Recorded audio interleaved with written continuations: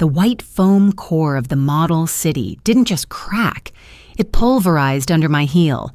It was a 1:50 scale architectural maquette of the Sia Towers, the project my daughter-in-law had spent 2 years obsessing over. Now, a cluster of miniature luxury condos lay crushed like eggshells against the dark hardwood of the gallery. The music didn't stop, but the conversation did. 100 pairs of eyes shifted from the champagne tower to the woman in the sensible wool coat, standing over the wreckage. Sia didn't scream. She didn't gasp. She simply stopped breathing for a second, her face draining of color until it matched her bleached blonde bob. She stepped over a fallen miniature crane, her heels clicking like a metronome in the sudden silence. "That was for the board meeting tomorrow," Sia said. Her voice was a low, vibrating tremor. "Do you have any idea what you've just done, Maren?" I reached out to steady myself on the edge of a mahogany table, my joints stiff from the 3-hour bus ride into the city. "I'm sorry, Sia. The intern left a power cable across the walkway. You just destroyed my career," she interrupted. She looked at her husband, my son, Stellan. He was standing by the window, holding a glass of something amber and expensive. He didn't move. He didn't even put his glass down. Sia turned back to me, her eyes tracking the scuff marks on my thrifted loafers. "You are a vacuum, Maren. You suck the energy, the money, and the success out of every room you enter. You're useless. Worse than useless, you're a liability." I looked at Stellan. I waited for him to say something about the nights I'd spent sleeping on their couch to watch the twins. I waited for him to mention the loan I'd given him to start his firm, the one he'd never paid back. Stellan adjusted his cufflinks. He looked at the ceiling, then at his guests. "Sia's right, Mom. You don't belong at these functions. You're making a scene. Just go to the service entrance. I'll have a car take you back to your apartment." The service entrance, like a delivery that had arrived damaged. I didn't argue. I didn't cry. I felt a strange clinical coldness wash over me. I looked at the crushed plastic city at my feet, then at the man I had raised. I turned and walked out, not through the service entrance, but through the front doors, past the velvet ropes and the confused valets. I walked 3 blocks in the biting wind before I pulled my phone out. My fingers didn't shake. I hit a speed dial that had been silent for nearly a decade. "This is Maren," I said when the voice answered. "Ma'am?" The voice was sharp, instantly professional. "We weren't expecting a call until the quarterly review." "Change of plans, Elias. I want a full audit of the Sterling Ridge leaseholds, specifically the commercial space on 5th and the residential estate in Greenwich." "The ones your son occupies?" Elias asked. There was a pause. "Are we talking about a restructuring?" "No," I said, watching my breath fog in the air. "We're talking about a dissolution. I want the Sterling Ridge Shell Company deactivated by morning, foreclose on the business assets, terminate the residential lease. And Elias? Call the catering firm at the gallery. Tell them the primary account holder has revoked the guarantee." "That's the burn it down option, Maren," Elias said softly. "They'll be on the street by Monday." "Then they should start looking for a sidewalk with a good view," I replied. I didn't go home. I took a car to a hotel I've owned through a blind trust since 2012. I sat in a suite overlooking the city, drinking a tea that cost more than Sia's dress, and watched the clock. To Stellan and Sia, I was Maren Vance, the widow of a mid-level manager who lived in a rent-controlled unit and wore sweaters from the 80s. They thought they were the new money power couple of the city. They didn't realize that my late Husband, Jory, and I hadn't just managed things. We had built Blythe & Co. Logistics from a 3-truck operation into a global shipping juggernaut. When Jory died, I didn't want the spotlight. I wanted to see if my son could build a life without the weight of $1 billion crushing his ambition. I'd set up a dozen layers of protection. I'd funneled money through boringly named companies like Northwood Logistics and Kensington Partners to prop up his failing firm. I'd paid 80% of their mortgage in secret, masquerading as a subsidized housing grant. I had been the ghost in their machine, and tonight, the ghost was leaving. The next morning, I arrived at their house in Greenwich. The driveway was already blocked by a black SUV. 2 men in windbreakers were standing by the front door.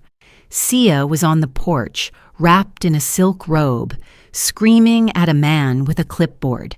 Stellan was sitting on the steps, his head in his hands. "There has to be a mistake," Sia shrieked. "We've never missed a payment. We have a contract with Northwood." "Northwood Logistics no longer exists, ma'am," the man with the clipboard said. "The parent company has liquidated the asset. The property has been sold to a private buyer. You have 4 hours to remove your personal effects." I stepped out of the car. The sound of the door closing was like a gunshot in the quiet neighborhood. Sia saw me and her face twisted. "You, Maren, thank God. Do you have your phone?" "Stellan's accounts are frozen. Every credit card gone. The firm's servers were wiped this morning. It's a cyber attack or a banking error. Call someone." Stellan looked up, his eyes bloodshot. "Mom, what are you doing here?"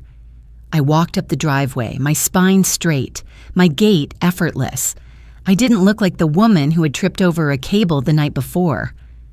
"I'm here to check on my investment," I said. "Investment?" Sia spat. "What are you talking about? We're losing everything, and you're talking about—" "I am Northwood," I said. My voice was flat, devoid of the motherly warmth I'd been faking for years. "I am Kensington Partners.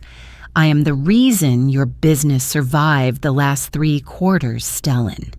And I am the reason you've had a roof over your head." The silence in the driveway was absolute.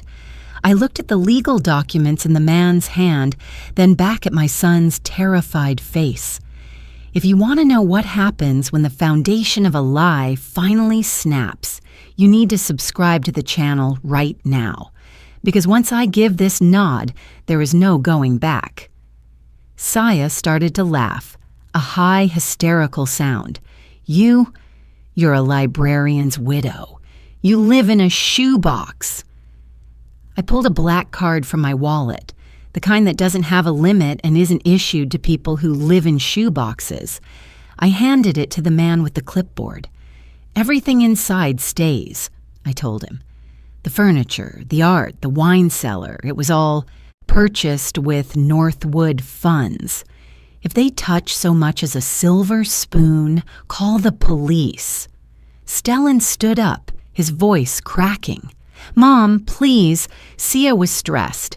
She didn't mean it. "We're family."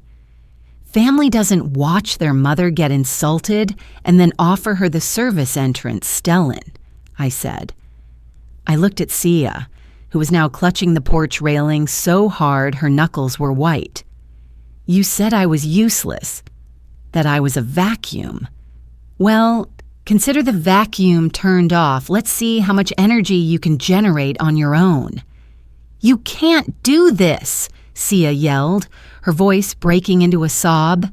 "We have the twins. Where are we supposed to go?" "I hear there are some very affordable apartments near the bus station," I said. "I'll even give you the address of the thrift store where I get my sensible sweaters. You're going to need them." I turned my back on them. As I walked to the car, the first tow truck arrived for the Tesla. The fallout was clinical. Without my backstopped credit, Stellan's firm was sued into non-existence by 3 different vendors within a month. Sia Towers project was revealed to be a hollow shell of bad debt and inflated projections. They moved into a cramped two-bedroom near the industrial docks. Sia, unable to handle a life without a cleaning crew and a personal trainer, left Stellan 6 months later. She tried to sue me for emotional distress and a share of the estate. My lawyers didn't even go to court. They sent a single folder of her own text messages, and the lawsuit was dropped within 48 hours. A year passed. I was sitting in the back of a diner in the working-class district.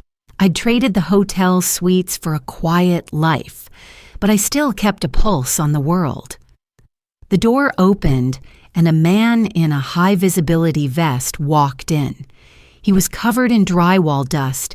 His hands were calloused, his face tanned and weathered.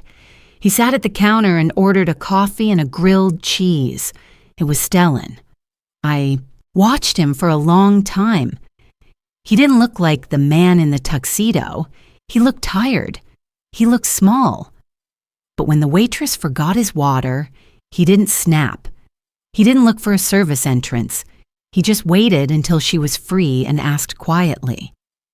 I stood up and walked over, sliding onto the stool next to him. He froze. He didn't look at me for a long time. Then, he slowly turned his head. "Mom," he whispered. "You're late for your shift," I said, looking at the clock on the wall. "I'm on my lunch break," he said. He looked at his hands, then at mine. I'm working for a framing crew. We're doing the new library annex." "Hard work," I said. "Yeah." He took a shaky breath. "Mom, I'm sorry. I didn't know. I mean, I knew you were there, but I didn't see you. I thought the things made the person. I thought her world was my world. And now? Now I'm just trying to be useful," he said. A ghost of a smile touched his lips. A real smile, not a networking one. "I fixed the sink in my apartment yesterday. Myself. No plumber, no Northwood logistics." I reached into my bag and pulled out a small blue porcelain shard, the only piece of the city model I'd kept. I placed it on the counter. "The foundation is the part you don't see, Stellan," I said, "but it's the only part that matters when the storm hits." I stood up to leave. "Mom," he called out. I stopped.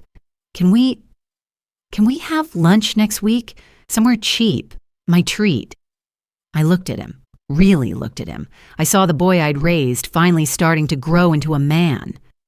"Tuesday," I said, "and I want a sandwich, not a steak." I walked out into the sunlight. I am Maren Vance. I am a builder. I am a mother. And I am exactly as useful as I need to be.